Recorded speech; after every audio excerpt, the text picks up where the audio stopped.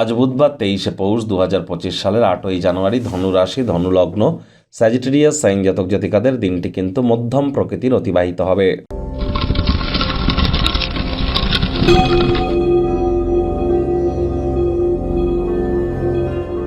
ভিডিওটির শুরুতেই স্ক্রিনে আপনারা দেখতে পাচ্ছেন বুধের বীজমন্ত্র ওম ব্রাং ব্রিং ব্রং স বুধায় নামা।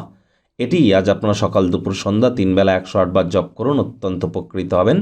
আপনারা গণেশজির নাম জপ ধ্যান আরাধনা করতে পারেন। গণেশের উদ্দেশ্যে বলুন ওম গাং গণেশায় নমঃ অথবা ওম প্রথম পূজ্য গণেশায় নমঃ।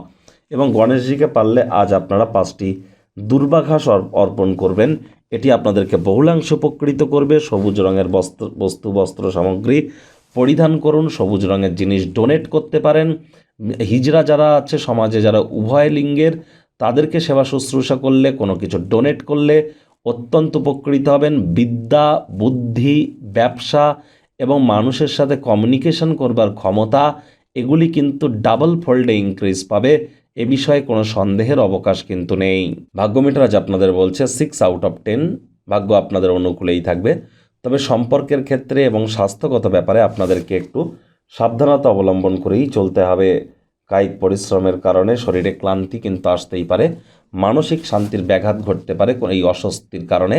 তবে কোনো এক বন্ধু বান্ধব আপনার এই সমস্যা থেকে বেরিয়ে আসতে সাহায্য করবে, অসম্ভবকে সম্ভব করতে পারে।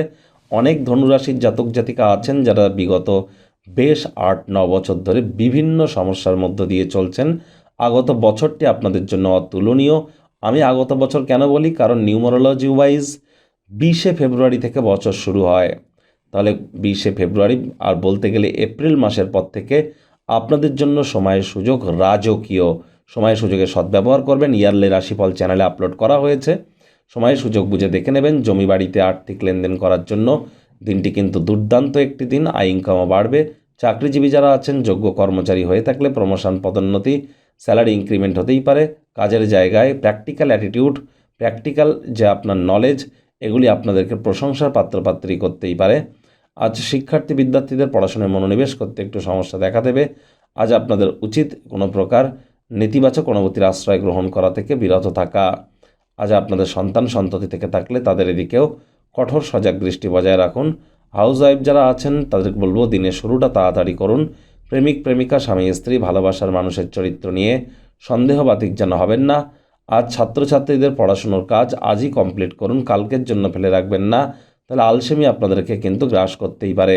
পরিবার পরিজন, নিকটে স্থানীয় ব্যক্তিবর্গ, বন্ধু স্বজন, কারোর উপরেই জোর করে নিজের মতামতকে জাহির যেন করবেন না।